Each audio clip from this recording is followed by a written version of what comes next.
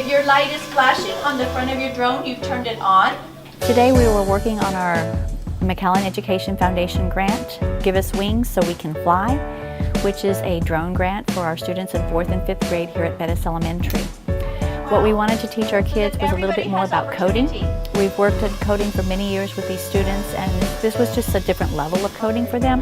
So our students had to learn to fly a drone, but also they had to get it through a hoop and then land as close to the target as humanly possible.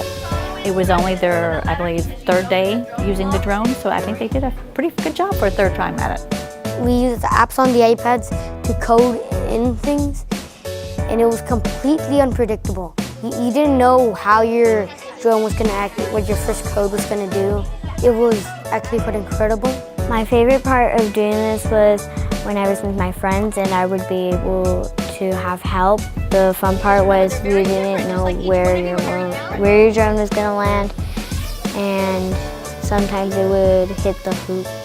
My favorite part is like the teamwork that you put in. It's not just you alone with the drone, it's other people helping you.